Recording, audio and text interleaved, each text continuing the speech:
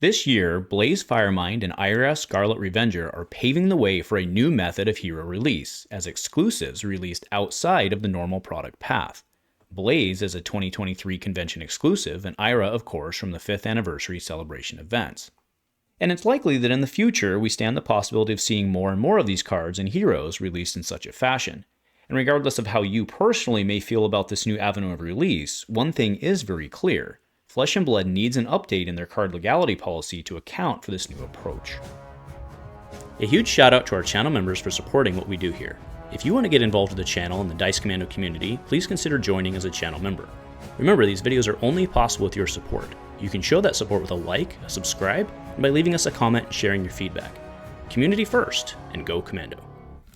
Hey there, my Flesh and Blood friends. Welcome back to Dice Commando and Go Again, a fabulous cast, and thanks so much for tuning in today as we're talking just a little tiny itsy bitsy change that would really help, I think, a lot in the card legality policy. Now, as we get in today's video, I think it's really important to start off with the boundary conditions, okay? So regardless of how we feel about Blaze and Ira's methods of release, if you like it, you don't, whatever, the reality of the situation is that they are here, and that this method of exclusive content release is probably likely to happen again in the future.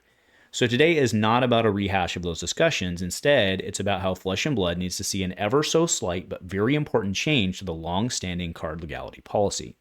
See, Flesh and Blood has a long history of early releasing cards from upcoming sets. We've seen it in armory kits of the past, where weapons and rainbow foils were teased for upcoming set, and more recently, the Skirmish Season 9 kit included Lightning Form and Earth Form, both from Rosetta. And even though players had these two cards in their hands as early as August 24th, the cards weren't able to be played with until Rosetta's release on September 20th, just shy of a month later. And why is that? Well, a very important and clear part of the Flesh and Blood card legality policy. New cards become legal for official tournament play on the release date of the product they are from.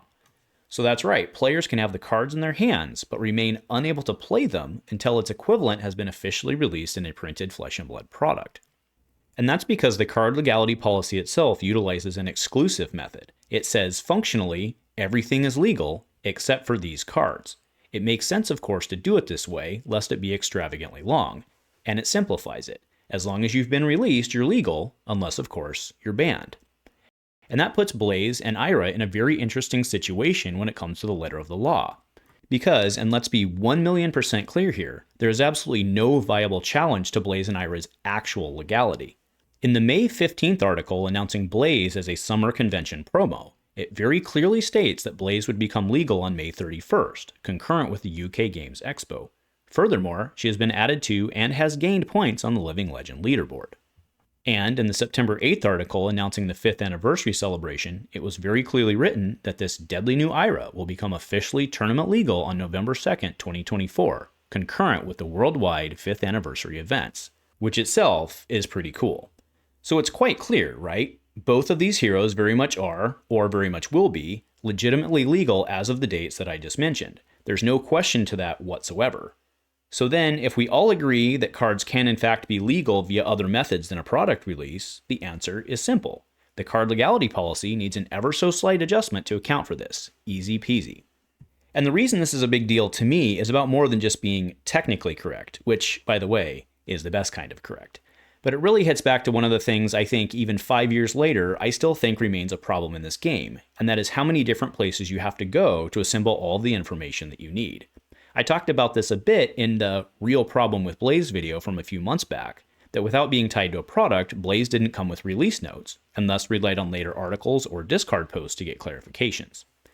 And while sure, this isn't quite the same, it is similar. To know what's legal, one shouldn't have to reference multiple sources. Now sure, your competitive and your more dedicated players read everything, listen to everything, and so on. But if you're someone who doesn't do a bunch of tracking in terms of every article, blog, video, and so on, one could certainly acquiesce how it is possible to see confusion. So there you have it, folks, short and sweet. A minor, insignificant change with what I see to be large impact. Let's get her done, future-proof it, and go Commando.